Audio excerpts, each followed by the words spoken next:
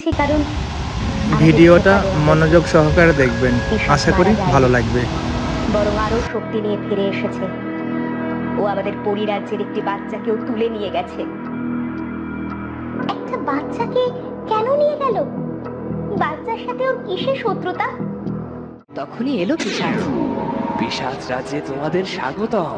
তোমরা দেখছি জমেরও অরুচি, না হলে পরি বান কাটিয়ে ওঠা এত সহজ নয়। সে যাই হোক, আমি তোমাদের সাথে নতুন করে কোনো খারাপ সম্পর্ক তৈরি করে আমার শত্রু বাড়াতে চাই না। তোমরা ফিরে যাও।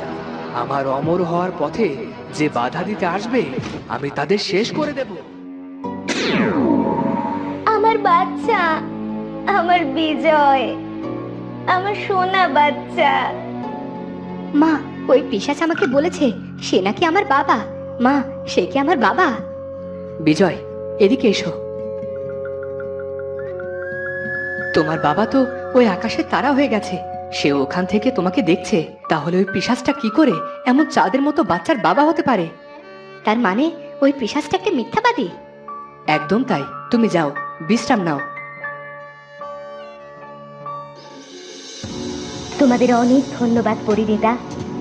তোমাদের ঋণ আমরা কখনো শোধ করতে পারবো না। তোমাদের কোনো প্রয়োজনে তোমরা সব সময় আমাদের পাশে পাবে।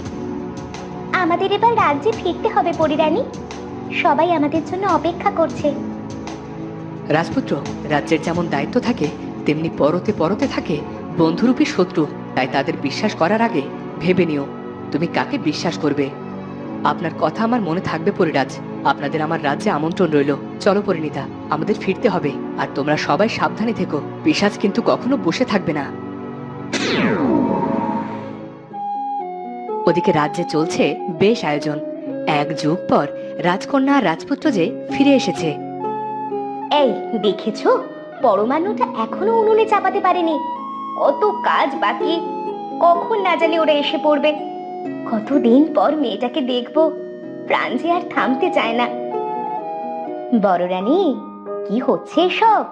পরিণীতা এলে আমি সব বলবো, কিন্তু বলি বয়স হচ্ছে তো, শরীরকে একটু শান্তি দিতে হবে তো। এসব বলে আর কি হবে? বড় রানী কি সব কানে তুলবে? পরিণীতা এলে তো বলবো। আমরা আর পারি না বাপু, তুই সব দেখে বুঝে নে মা।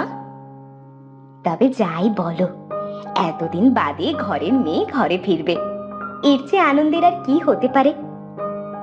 তবে আমি কিন্তু রূপচাঁদা মাছের টক রান্না করব। পরিণীতা তো খেতে ভালোবাসে। এতদিন বনে বাজারে না জানি কি করে জীবন কাটিয়েছে। শুধু মেয়ের পছন্দের রান্না করলে হবে? সাথে তো আমাদের রাজকুমারও আসবে। তার কি পছন্দ সেটা তো জানার সুযোগই হয়নি। সেটা তো ঠিক বলেছ মেজরানী, এটা তো ভুলেই গেছিলাম। রাজপুত্রের মা থাকলে আমরা জানতে পারতাম। রানীদের দেখছি প্রস্তুতি শেষ নেই। ওরা তো এসে পড়বে, তাড়াতাড়ি করো। তখন ছোট রানী সাহস করেই বলল, দক্ষিণ মহারাজ, আপনি তো আমাদের আত্মীয়। আপনি কিছু মনে না করলে একটা কথা জিজ্ঞেস করতে চাই। বলুন ছোট রানী, আমি জানলে নিশ্চয় আপনাকে জানাবো। রাজপুত্রের তো মা নেই, ও কি খেতে পছন্দ করে যদি বলতেন। এতদিন পর ঘরের খাবার খাবে ছেলেটা। আমি আমার রাজ্য নিয়ে এত ব্যস্ত থাকতাম, ছেলের দিকে খেয়াল রাখতেই পারিনি। ছোট্ট কুমার কিভাবে যেন বড় হয়ে গেল। তবে আপনারা ভালোবেসে ওর জন্য যা আয়োজন করবেন, ও তাতেই খুশি হবে। আপনার মহানুভবতা। মহারানীর কি হয়েছিল মহারাজ? আজ খুশির দিনে না হয় কোনো অপ্রিয় সত্য লুকানোই থাক, পরে বলবো। আসুন মহারাজ, আমরা বরং ওদিকটায় গিয়ে দেখি কেমন আয়োজন হলো।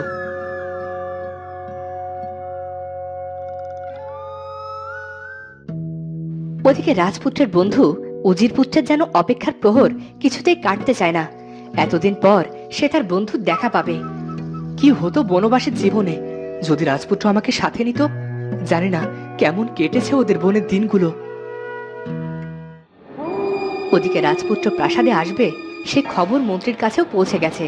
সে কিছুতেই খুশি নয়, কারণ তার সব ছলনা যদি প্রকাশ পায় তবে তো বিপদ।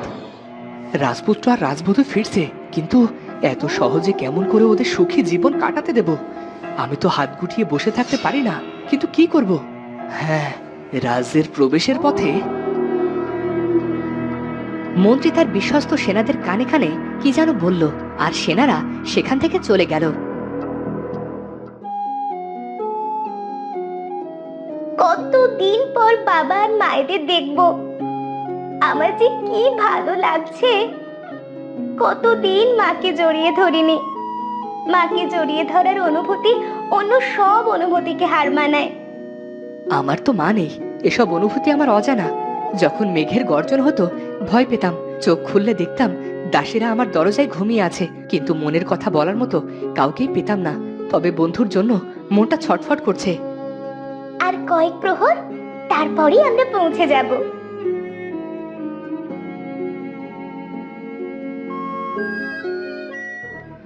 তখনই মন্ত্রীর সেনারা এসে আক্রমণ করলো রাজপুত্র আর পরিণীতার উপর। ওরা আচমকা হামলার জন্য প্রস্তুত ছিল না, কিন্তু প্রাণ বাঁচাতে ওরাও লড়াই শুরু করলো। অনেকক্ষণ যুদ্ধ হওয়ার পর রাজপুত্র আর পরিণীতা ওদের হারিয়ে দিল, আর প্রাণ ভয়ে ওরা পালিয়ে গেল। তুমি ঠিক আছো রাজপুত্র? হ্যাঁ, তুমি তো হাতে ব্যথা পেয়েছো। চলো, ওই দূরের একটা কুঠিরে এক বদ্যি বুড়ি থাকে, সে তোমার হাত সারিয়ে দেবে। তুমি আমাকে নিয়ে ভেবো না। আর একটু গেলেই তো রাজবাড়ি। ওখানে রাজবৈদ্য তো আছেনই। তাছাড়া আমাদের দেরি হলে বাবা মায়ের চিন্তা করবেন। চলো।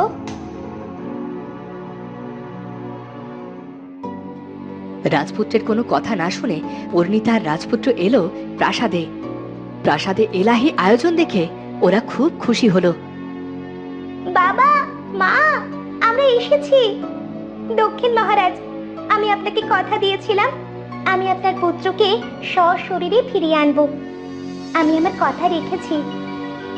তোমার কাছে আমরা কৃতজ্ঞ পরিণীতা। আজ তোমার জন্যই আমরা প্রাণে বেঁচে আছি। অনেকগুলো দিন আমার তোমাদের অপেক্ষায় কেটেছে। এসো তোমরা, এসো, আজ আমার রাজবধূর গৃহপ্রবেশ হবে। পরিণীতা, রাজপুত্র, তোমাদের এমন দেখাচ্ছে কেন? তোমরা কি পথশ্রমে ক্লান্ত? কেউ চায় না আমরা প্রাসাদে প্রবেশ করি। রাজ্যের প্রবেশ মুখে আমাদের উপর হামলা হয়েছিল, কিন্তু কেউ কেন চাইবে না? পরিণীতা, এখন এসব থাক। যেই হামলা করুক সেসব আমরা পরেও জানতে পারবো। এখন চলো। বাবা, তুমি একদম ভেবো না, সব ভালো যার শেষ ভালো তার। কিন্তু তোমরা সবাই এখানে, আমার বন্ধু কোথায়? সে কি ভুলে গেছে আমার কথা? এসব আয়োজন কোটালপুত্র নিজের হাতে করেছে। ও তোমাকে ছেড়ে বড্ড কষ্টে দিন কাটিয়েছে। আমি জানি সে কোথায়। পরিণীতা, রাজপুত্রকে ডেকে হাতটা দেখিয়ে নাও। তোমরা থাকো, আমি আসছি। তখন রাজপুত্র বাগানে গিয়ে দেখলো কোটালপুত্র একা একা উদাস মনে বসে আছে। দেখে মনে হচ্ছে আমার আশায় কেউ খুশি হয়নি। তাহলে আমি আর এ রাজ্যে থেকে কি করব? আমি যেদিকে দু চোখ যাই চলে যাব। সাধে কি আর বলে, বিয়ের পর বন্ধু পর হয়ে যায়। আগে আমি ছিলাম ছায়া সঙ্গী, এক যুগ বনে পার হয়ে গেল। আমাকে কি সাথে রাখা যেত না? কি হতো আমি থাকলে? তোমার মতো কাকে আর ভরসা করতে পারি বলো তো? তুমি ছিলে বলেই তো আমি বনে নিশ্চিন্ত ছিলাম। তুমি না থাকলে বাবাকে কে দেখতো? তুমি তো আমার ভাই, আমার বন্ধু।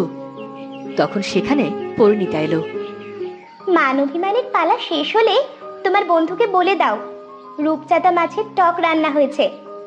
সে তো খেতে ভালোবাসে, আর সে না খেলে আমি বরং অন্যদের দিয়ে দেব। আমার প্রিয় খাবার কি আপনি সেটাও জানেন রাজবধূ? কেন জানবো না? আমরা তো রাজ্যের বাইরে ছিলাম, মনের বাইরে তো নয়।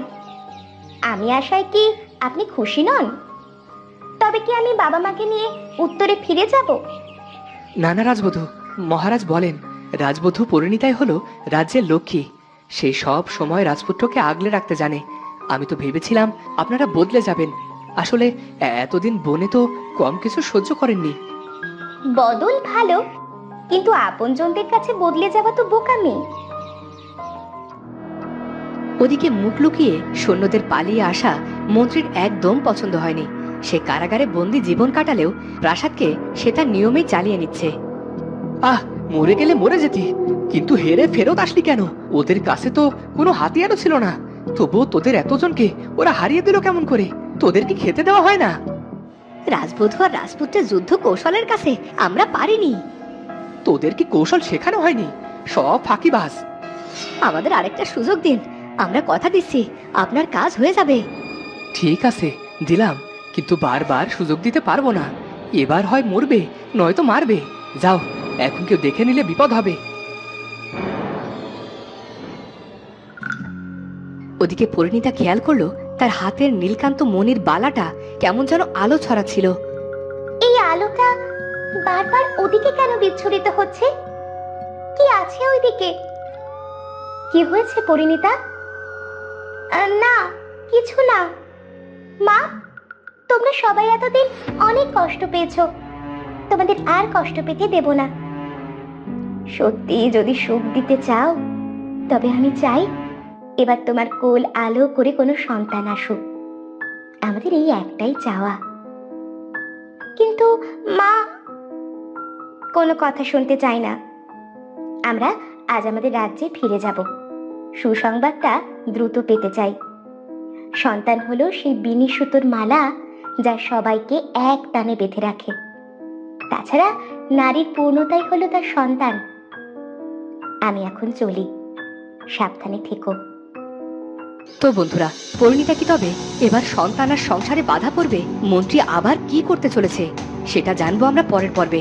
আর আজকের ভিডিওটি ভালো লাগলে অবশ্যই চ্যানেলটি সাবস্ক্রাইব করে বেল আইকনটি বাজিয়ে দিও। দেখা হচ্ছে পরের ভিডিওতে। ধন্যবাদ।